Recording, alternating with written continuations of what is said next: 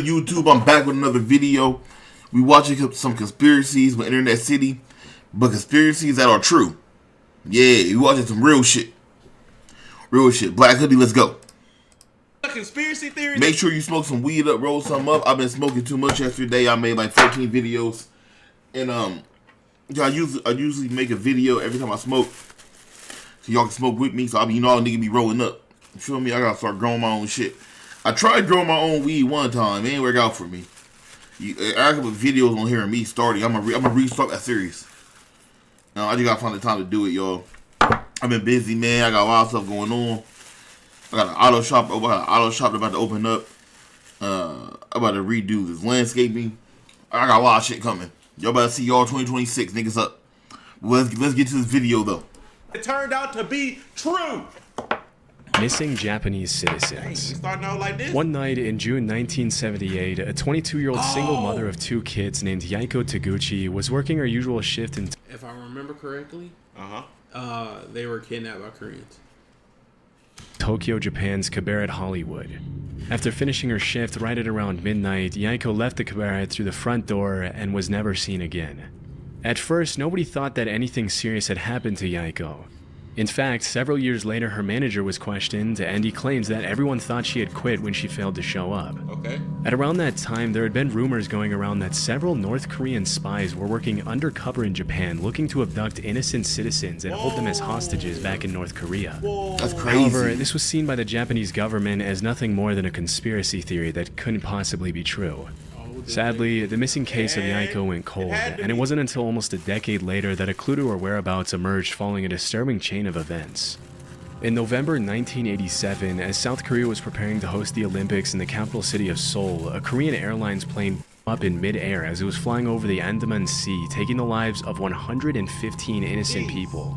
Damn. During the investigation, it was revealed that two North Korean agents acting under direct orders from the North Korean government had planted a bomb in an overhead storage compartment before getting off at the first layover in Abu Dhabi.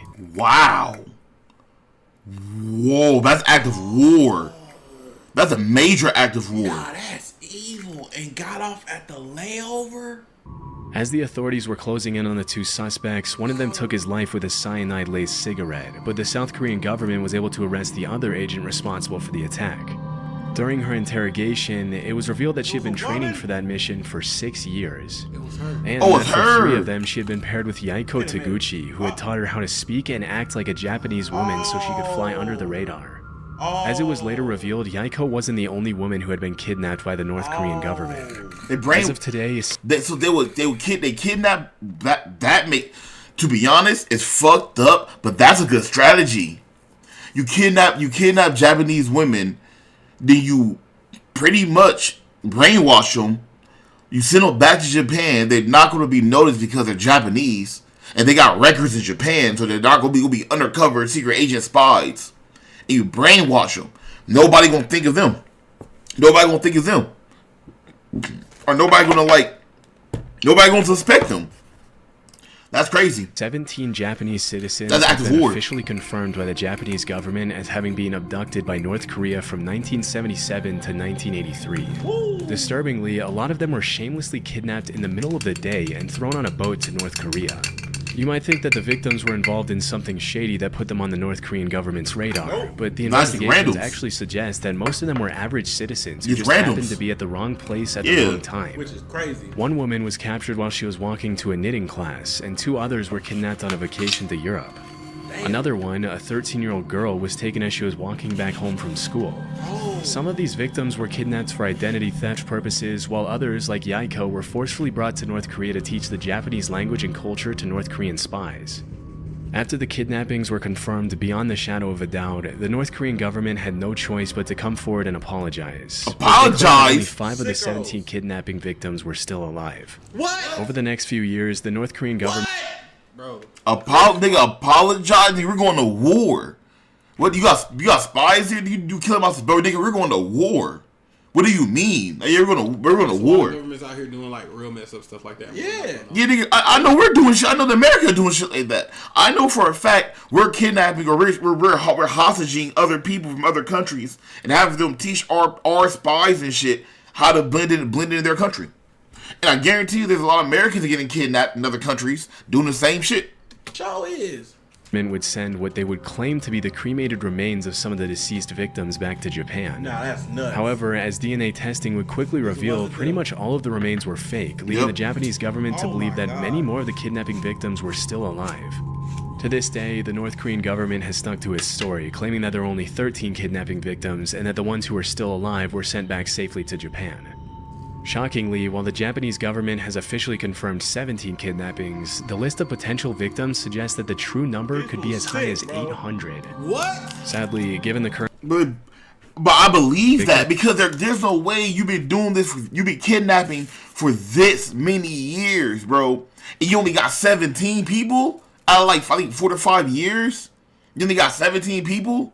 Hell no. You probably got... North Korea probably have like at least 10 to 12 people over there in Japan kidnapping people. It had to be a team. It had to be teams of people doing it.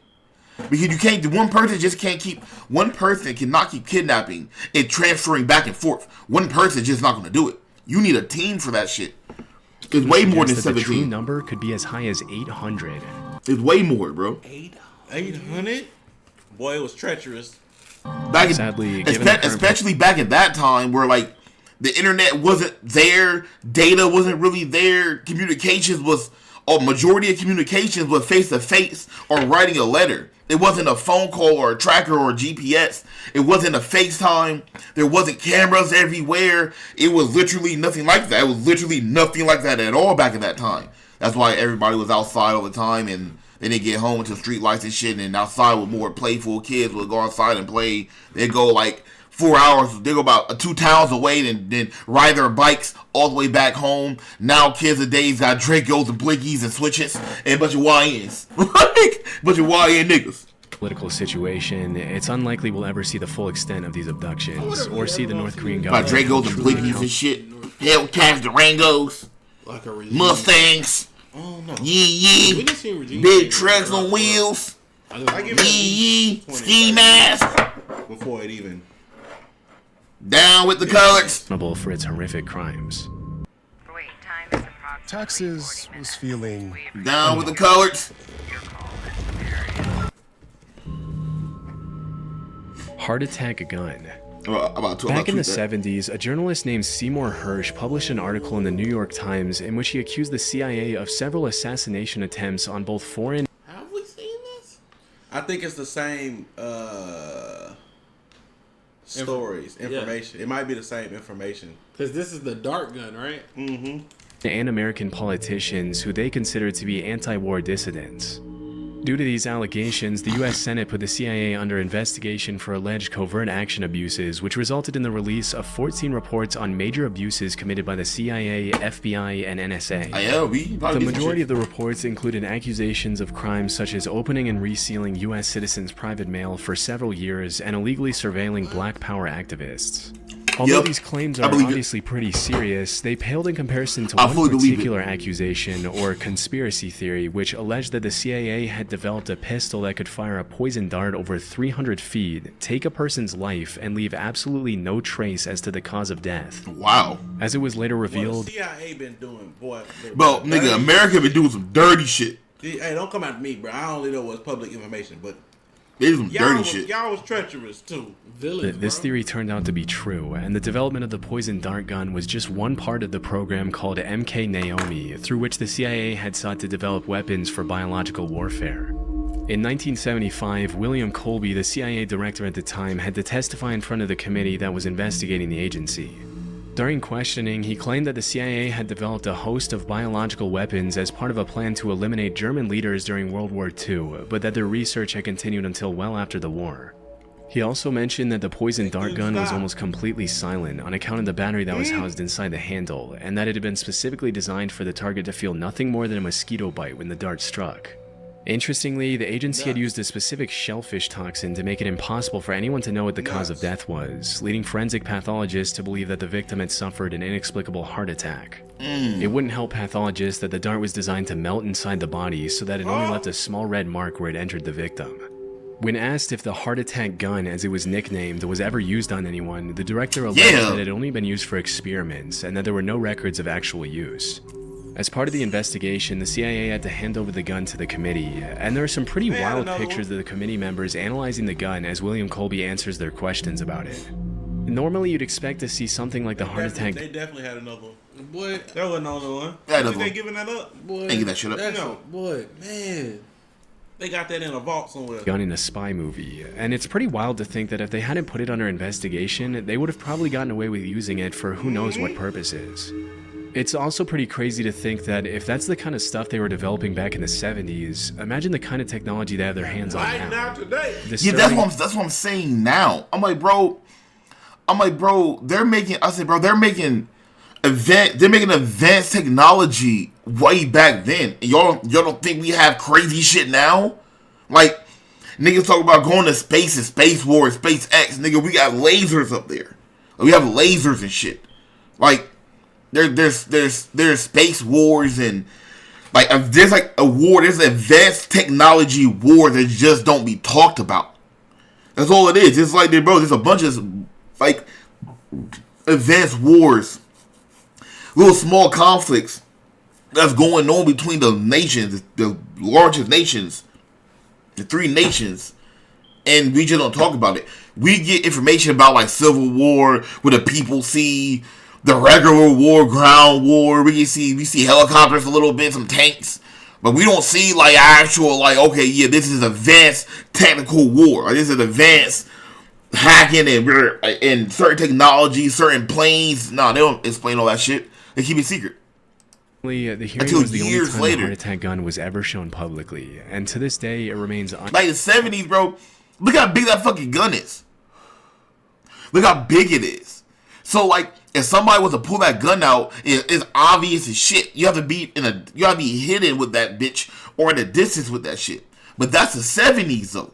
So it's easy to get away with kills like that. You pull a pistol out real quick, somebody see you, just run away, walk away, they can't find you. It's the 70s. They can't find you. But nowadays, camera here, somebody see you pull a gun out, they put a phone out, they got you. So with this dart, it probably way more probably advanced now. It probably just a small little pencil dart, a small little flashlight. You hit a button and it just shoot out, or like it might be some pin. You click, it might shoot. You never know. You never know. unclear what happened to it. James after the Bond don't lie. investigation. They probably Rogue got some waves. shit today. Sailors often get a reputation for making up stuff they claim to have seen during their time out at sea, and because there's no one there to refute their claims, they sometimes get away with some pretty tall tales. For centuries, sailors all around the world had talked about seeing monster waves on the open sea that would allegedly reach over 100 feet in height. Nigga, In what, bro? You 1826, think? a French captain claimed that he had seen Well, you think about it being a shipping boat? I barely want to do a cruise. You think about being on a shipping boat with 100-foot waves and the boat is tilting, like you think I'm gonna be on that boat in the middle of the water? In the middle of the water? There's no wind! In the middle of the water, bro. It's scary. Man. Bro, I watched a YouTube video of it was like a live stream from an actual boat. Like, that's why, bro. My bad to keep pausing.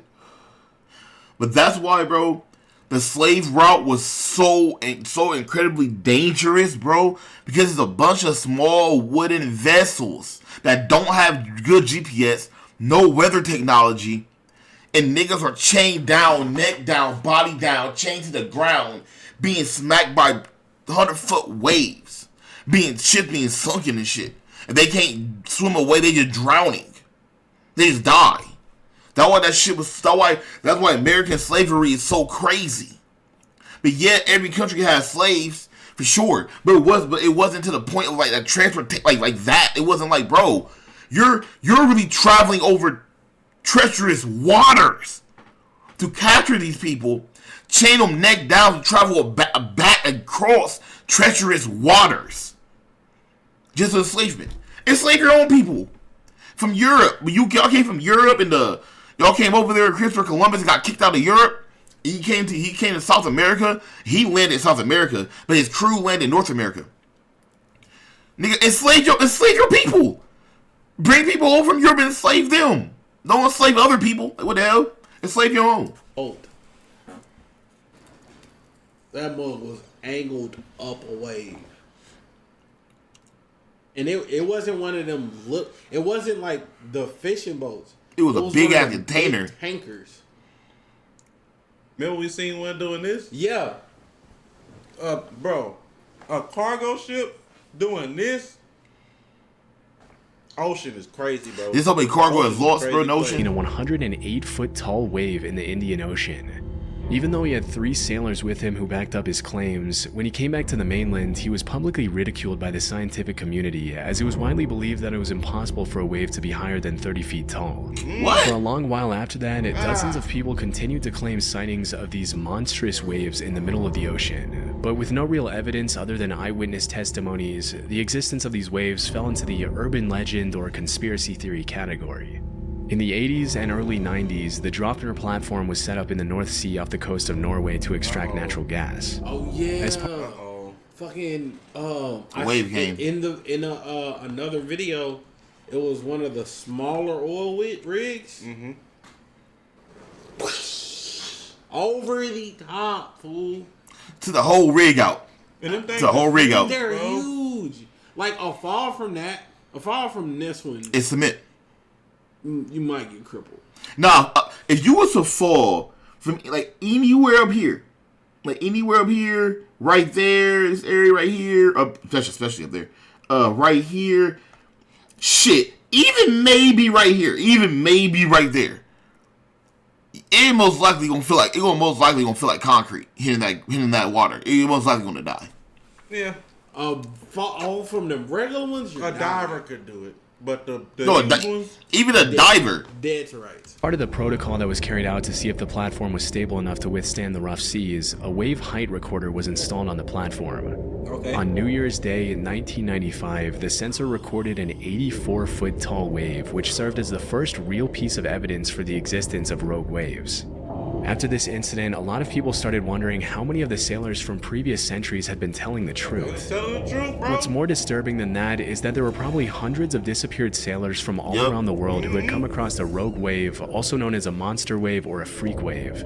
But because most people who encountered 100-foot tall rogue waves generally didn't live to tell the tale, their testimony went down into the depths of the ocean with them. Since the Draupner wave of 1995, there's been a growing interest in rogue waves brewing in the This scientific shit probably community. happen every day. A few years ago, a professor at the Australian It's suspected to be movement of tectonic plates. Oh. It's like, you know what? I don't understand. Like, I don't understand how when the sailors came back, they were telling the scientists like, "Hey, there's a 100-foot wave out there," and the scientists are and that's a problem problem with a lot of scientists and smart people. It's smart people, a lot of scientists. Somebody would come and be like, "Yeah, this is new information," and they swear, the scientists will swear it's wrong. And no, my study, my research ain't wrong. You're wrong. You know, there's no possible way. It's impossible. It's like, nigga, I'm literally out there in the ocean, and my crew saw it, and I saw it, and it's a wave. You think a wave of water can't get bigger? Like you think a wave of water would be like, you know what? This about 30 feet. Let me stop here. Nigga, what? Bro, what? That's just common sense. Like, what? So like movement. Facts is not always 100% right. But you can always change science. Science is always new. You can't feel it because it's in the water, but the water. You always learn new shit, bro. That makes sense. And then like if there's a change in current, it was like several different things, but the scariest part, bro, it's so crazy. In an instant you can be gone. Yup. Like of all the craziest things on earth, right? Being in water, The scariest shit ever. I couldn't do it. the scariest, bro. National University. Like, that's like, bro, I've been in like water, the pool, I've been by the ocean and shit, right by the beach. I look down, it's not that bad though, it's kind of cool. Nigga, I got on the cruise, bro, and when I really, like, I usually don't stand outside when we dock off. I kind of be inside, and I'm like, oh, cool, I never really look at the water. The last time I went on a cruise, I really looked at the water. And I was like, bro, this is bright blue. Okay? And this kind of bright. It get a little darker. Okay, that's dark. This is green. Nigga, why is it pitch black? And bro, you know how deep that bitch is? You know how big the fucking ocean is? I came outside one time. I'm like, oh, it's pretty, look at the water, blah, blah, blah. We're traveling and shit. I'm looking, I'm like, bro, there's no land in sight. It's all water. Like, it's really no land. Like, if this shit was to go down right now, nigga, we gotta swim. You have to swim. You can't put your legs, you can't stand up. You gotta swim. Yeah, bro. Nah. But also, on the cruise ship, there was like 4 other cruise ships by us. So, like, at nighttime, you go to the top deck, and you look across, you look like left or right, you will see other boats next to you. And I think they do that for a just-in-case situation. If a ship messes up, if somebody gotta undock, or they need to transport people over to a new ship. I think that's why they go in fleets. They go in like fleets like that, like next to each other. It estimated that at any given moment, there are 10 rogue waves active in the world's oceans. As of today, a rogue wave is usually defined as a wave that is twice as large as the largest waves that come up in a particular area. And while the root cause of rogue waves continues to be investigated, it's generally accepted that these monster waves appear when 2 wave crests join together at the exact right time, resulting in a massive wave that can sink even the largest ships and oil rigs. Interestingly, it's also been discovered that rogue waves can take place in large lakes. In 1975, a freighter named the SS... That would make sense. Our tectonic plates moving underwater too, Yeah. And like he said, waves colliding, making one big one. Edmund Fitzgerald. Blitzcrank is a champion that we knew from the beginning that we really wanted to have in our game. We knew Blitz was going to be our first. Yeah, bro. Sank in Lake Superior under some... That nigga Mike. Oh my God, the Great Lakes. That are so nigga, big. like, you hear about the Great Lakes being big, right? Great Lakes. I'm like, oh, that nigga was telling me about it. I'm like, okay. Great Lakes are huge, bro. And he was like, no, the Great Lakes are big. I'm like, nigga. I'm like, all right, fool. And like, I'm like, what the, like, why are you telling me this, right? Because you see them on the map, you're like, them bitches big, but like, it's a fucking lake. That nigga stopped me. He said, Aaron, look at this. He showed me the lake by the house. He was like, you know how, like, driving over? I'm like, yeah, it's a big lake. He's like, that's not even a puddle compared to the Great Lakes. That nigga showed me zoomed all the way out. I couldn't see it. He said, you see how you can see the Great Lakes? How big as fuck? If you looking at the United States, you can't see none of the lakes in Texas, really. You can't see shit. You can see the Gulf of Mexico, the oceans, and the Great Lakes. Yeah, look at the Great Lakes real quick. I ain't never put 2 and 2 together until niggas from Michigan, that area, started posting on TikTok. Yeah, the Great Lakes, they not just no, they got beaches on them bitches. They're whole fucking, you can have a cruise line on them bitches. 20% of the world's fresh water is in the Great Lakes. Pretty mysterious circumstances, with a lot of people in the scientific community coming up with... All right, so this is the Great Lake. I just found a photo. Of Great Lakes. Let's see, hold on.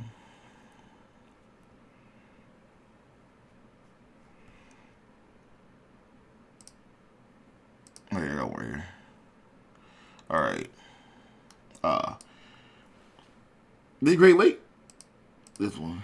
Lake Michigan, Green Bay, Chicago. Damn, that shit's massive. That shit stretches from Chicago, Detroit to Wisconsin, bro. Then to Lake Subdan. It connects to Lake. Oh yeah, them motherfuckers, bro. Them motherfuckers are Lake Erie's huge. Lake Erie's huge. That's in Ohio. That motherfucker's huge. Lake Michigan. You know what? I thought about going to Lake Michigan for the salmon run. I don't know. Yeah, I think you go through the salmon run. I think, does it go in the salmon run and go to Lake Michigan? Does it? I don't know, but I want to go to Lake Michigan to fish. All right, back to the video. Kinds of hypotheses to explain the incident. It wasn't until several years later that the scientists started theorizing that the vessel could have fallen prey to a set of 3 consecutive killer rogue waves. a phenomenon referred to as the Three Sisters, in which the first wave destabilizes the ship, the second wave hits the ship's deck before it can stabilize again, and the third wave overloads the ship with more water than it can take on. If this were true, it could also provide an explanation for the mysterious sinking of other large ships in oceans around the world over the past few centuries, but this might be a bit more difficult to prove. Bro, that shit's scary. Poisonous alcohol. In January 1920, the 18th Amendment to the U.S. Constitution was successfully ratified, triggering a 13-year period known as Prohibition, during which the production, sale, and transportation of alcohol was made illegal.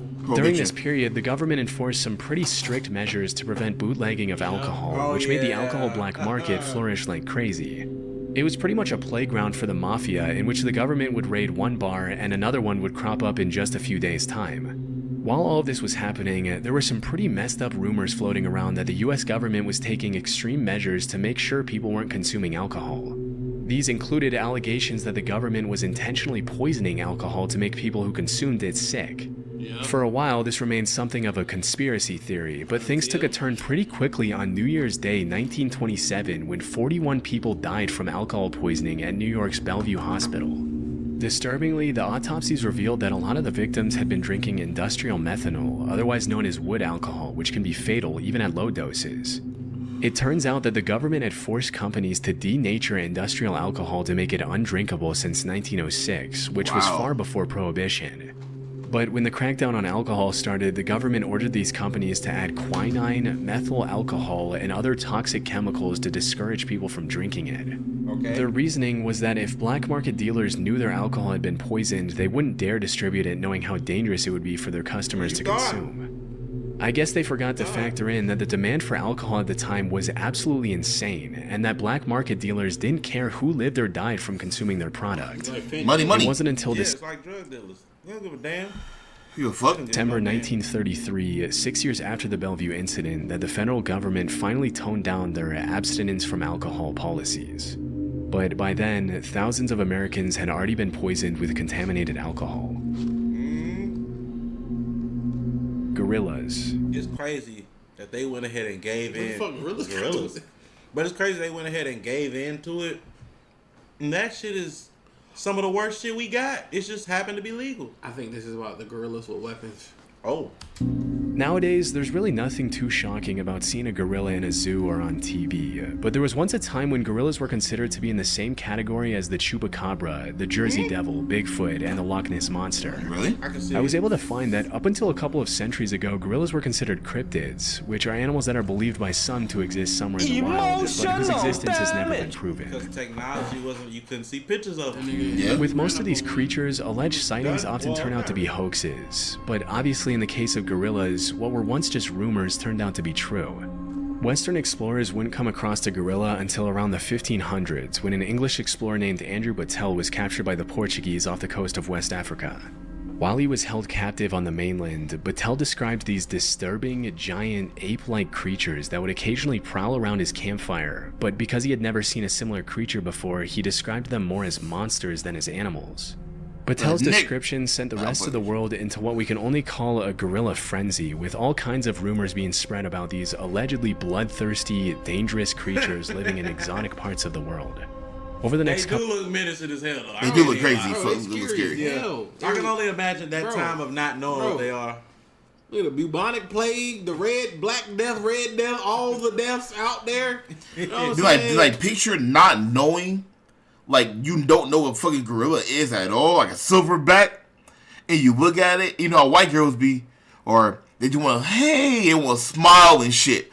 Ooh, it's over. You know how many people probably died until they was like, you know what? We shouldn't smile at a gorilla. Other countries taking over other countries, and I end up in this place, and I see a big hairy beast. There ain't nobody ever. That's not a bear. It's not a cow. The hell is that? Not a horse. Oh, 2 feet. And then when it beat its chest, it sound like bubbles popping. Bro, this can't be real. This can't be real. couple hundred years, the buzz around gorillas grew as explorers in Africa sent back illustrations of gorillas to Europe, which were often given to royalty and emperors as rare gifts. If you were to ask any European back then what a gorilla was, they would have described it in a similar way to how we describe Bigfoot or the chupacabra nowadays. They were thought of more as mythical monsters than regular animals. It wasn't until over 200 years or so later that an American naturalist named Thomas S. Savage found a gorilla skull in 1847 during an expedition to Africa, which was the first piece of real proof for the existence of these animals. Naturally, this triggered a bunch of new expeditions to the area, and between 1855 and 1859, French explorer Paul Duchaillu confirmed the existence of gorillas and even brought some back dead. Just as Andrew Battelle before him, Paul Duchaillu also described gorillas as these savage, bloodthirsty creatures, which stuck in the public mind for a long time. Around 15 years later, some German explorers brought back a baby gorilla from Africa to Liverpool, even putting up some towels on the ship so he could swing around and entertain himself on the long journey back. As you can probably imagine, as soon as it's sweet, but you still stole that nigga from it. You still it's always Europe. Like, why is it always Europe? It's always fucking Europe, bro. They like travel and go places and interfere with the natural order and shit. Like, bro, like what? Like, the only reason why it sounds good today, like, okay, who cares? Like, now we know. It's because we built our current system and the way our current life is, it built off of what they did in the past. So, if they was to never came over to Africa and found the apes and shit, our life would adapt. Our current life would have been completely different, but it felt normal. It wouldn't feel weird. It would feel normal because I've been our adapted life. So, like, if you know what I'm talking, you know what I mean. But when I said to Europe, it's like, bro, like, y'all travel to every other continent and just take shit and just mess with shit, bro. Like, why are you, bro? Like, for example, with pyramids and shit. Yeah, it's cool to know what's in it. Yeah, it's cool to know how it's made. Yeah, it's cool and interesting. But nigga, you really just walked in a graveyard and just went through somebody's grave. Like in all reality, real shit. In reality, you really just went into somebody's grave and just stole their shit. Then you took a nigga from their grave and brought him to another place.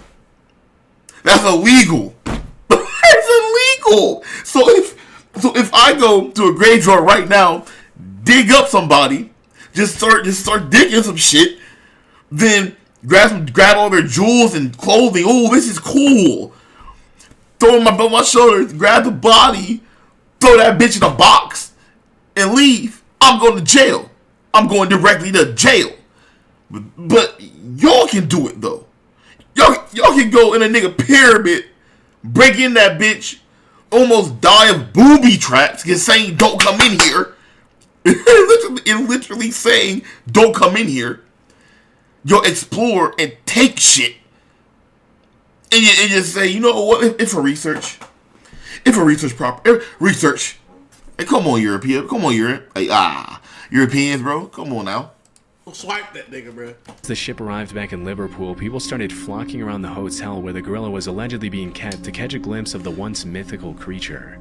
To the public's dismay, Pongo the gorilla wasn't the massive, violent monster they had thought, but rather a cute little 2-year-old gorilla who loved to play with dogs. A few years later, in 1902, a German explorer named Robert von Beringe killed 2 mountain gorillas, which were huge in comparison to the baby gorilla that the previous German explorers had brought back. And that was really the first time the public was able to understand what a full-sized adult gorilla looked like. It's pretty crazy to think that at some point these animals that we now see as normal were once seen as legendary monsters. You know, it's crazy that, like, when you look at animals, hell, when you even look at humans, but when you look at animals, you like, it don't matter which one, you like, that shit really exists. Like, take a good look at y'all dog or y'all cat, you like, well, nigga, you in my you house. real ugly. You really exist. A giraffe, a lion, a tiger, a bear, a gorilla. Rug Tug brought up dinosaurs. So there's this real cool theory about dinosaurs, right? Mm-hmm. And the theory is that dinosaurs were actually dragons. When you go back and look at every single old culture, right? That could be where fucking dinosaurs, dragons come from. Every ancient cultures that never interacted with each other, that have never been by each other. Yeah. You look at ancient China, you look at the Mayans, you look at different things, they all had dragons. They all had dragons. Yeah. Depicted. They all had dragons depicted, and a lot. I think dragons existed for sure. I think I don't know about dinosaurs. I'm iffy about dinosaurs, but for sure, I believe dragons existed. A lot of the dinosaur Serpents, all that. bones, right? When they look over the dinosaur bones, they say that for one, how we put the dinosaurs together is wrong. We don't know. But we don't know. Also, the belief of if some of the dinosaurs had wings, they would be very big, but those bones would be hollow. Mm-hmm. And those would be the bones that would break down and disintegrate over time a lot quicker than the thicker bones we see. Exactly. Yeah. Yeah. Interestingly, if you really look at the research, there are a ton of other animals that we now take for granted that were once brushed off as hoaxes, including kangaroos, platypuses, giant squids, and Komodo dragons. Yep, giant squids were a hoax too, for a myth too. Bro, for a long time. With so many of these myths turning out to be see? Like, it's like, yeah, I could believe a fucking Komodo dragon and a kangaroo ain't real. If I ain't never seen a thing, it stand on its hind legs and it kick. Yeah, no. That shit ain't real. And it put babies in a pouch? You making this up? You making this shit up, bro. True. It really makes you wonder how many animals are out there that we have no idea even exist. It was the same thing for pandas. Panda bears? It was like, panda bear, nigga, what the fuck is what? And koalas. They thought koalas was... Have you ever heard a koala sound? Mm-mm. Nigga, they thought... I don't know if it was like a wide thing, but in one of the things I saw, it was that early explorers thought koalas was some like indigenous tribe or something because of the sounds they made. Let's look it up before this video ends. That's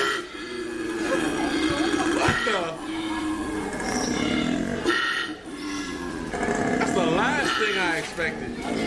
That's crazy. That time of day doesn't sound like it. That is the last thing I expected from a koala. Yeah. And then you get a gorilla beating his chest. And you think it's something small? Yeah, you like, what the fuck is that? And that bitch walk up on you and get to grabbing you by your... You just gotta go. Lucy, bad.